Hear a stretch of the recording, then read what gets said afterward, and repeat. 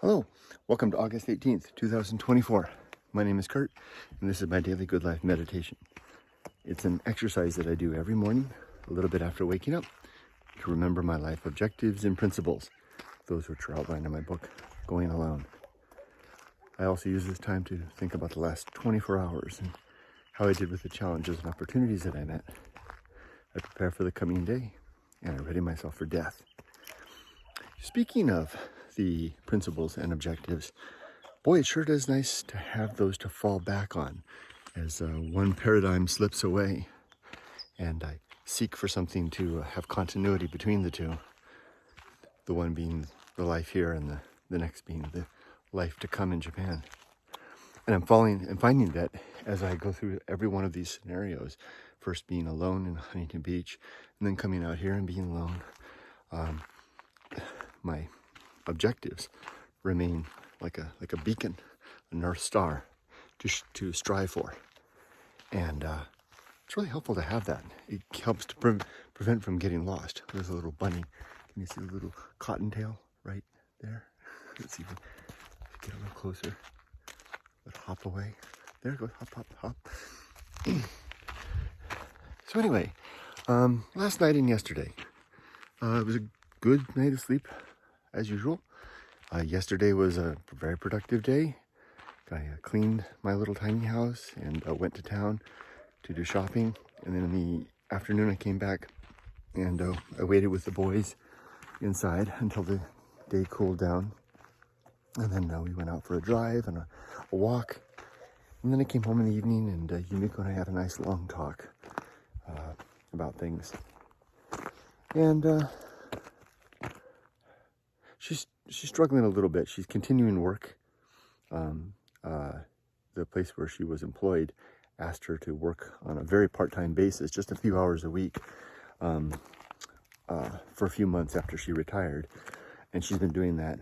And she's encountered a couple of stumbling, troublesome bits that are giving her some stress, which really underlines for me the thing that I'm really beginning to discover, that the source of so much, warm wind, it's going to be a hot day, coming over the ridge up there. It's cool down here in this hollow, but the warm wind coming over. Anyway, the point is, I'm realizing now, combined with what Yumiko told me yesterday about how this incremental little bits of stress from the little bit of work she's doing really impacts her. And I want to hasten her to finish that job. You know, she should just get it over with, just cut the ties. And then how much better I'm feeling, how much healthier and stronger and fit and good since deciding to retire, and most especially since announcing it, more especially since choosing the date, more especially since pulling the trigger last week and making it real. And so much of my stress has fallen away.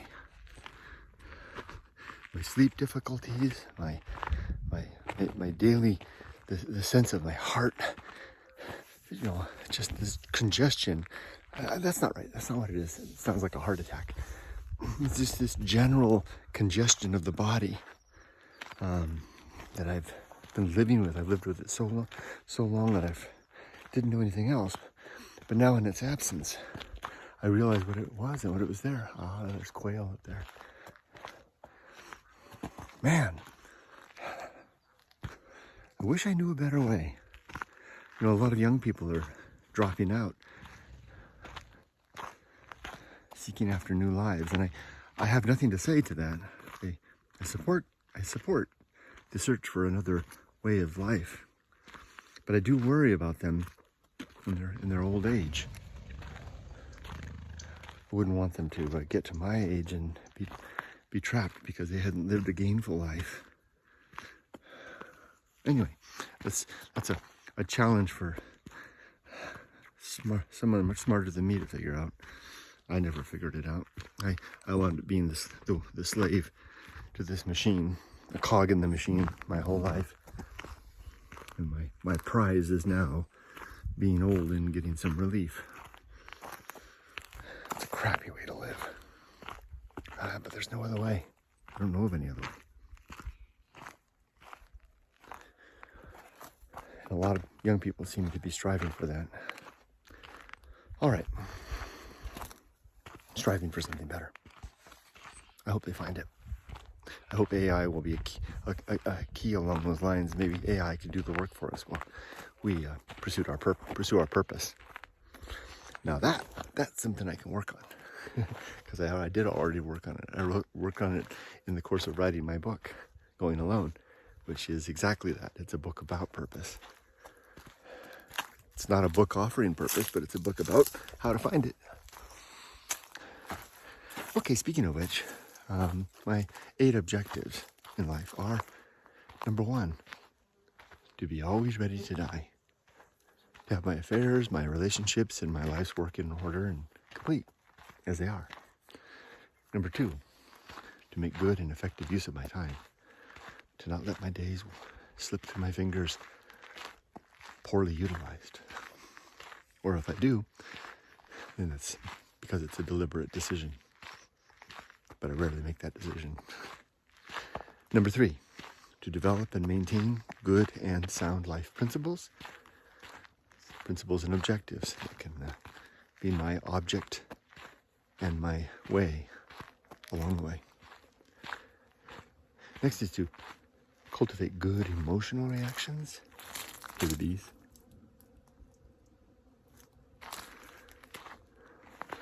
So to react well to the challenges and opportunities that come my way, particularly the challenges. Reacting well, not flying off the handle. Turning to my considered principles to help me keep my balance.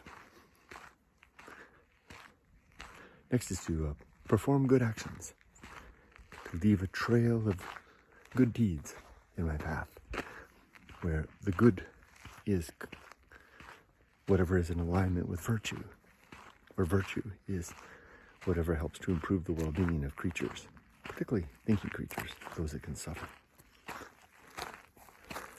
Next is to recognize my true limits and my true opportunities, so that I'm not striving for things that are beyond me, or neglecting responsibilities and worthwhile opportunities that are within my scope. Next is to do just one thing at a time, and do that thing slowly and deliberately and carefully. Just like I'm so slowly and carefully walking along this desert path.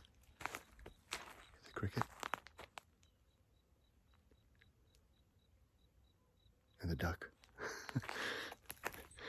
And finally, the objective of balance.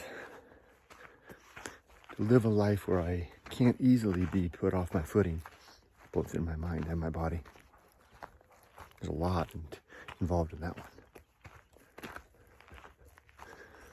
All right, there's also 35 principles.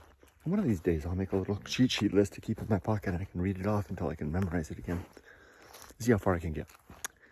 War, reason, homunculus, anchor hold, homo, good and evil, purpose, atomic principle, nature, pirate ride, maturity, social principle, public speaking. And that's where I get hung up, about 12. Something after public speaking. I don't quite remember. All right. Boy, do I feel fit. I've been walking this desert course for so many miles every day. The last 2 days I took some time off and didn't walk as much for various and sundry reasons.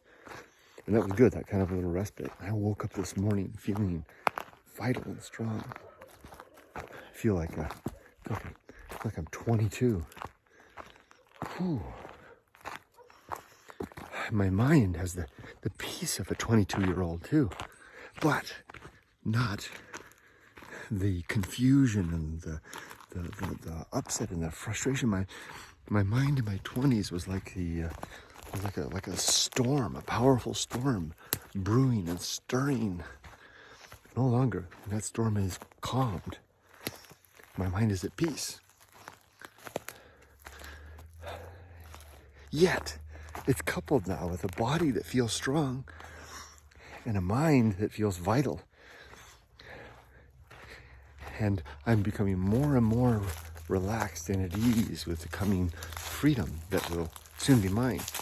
And the fact that that freedom could be taken from me by death in any moment, or disease, or disability of any sort, and keeping my balance in that process, in the face of that. So as for today, I'm going to get back to the apartment, to the tiny apartment, my tiny house right now.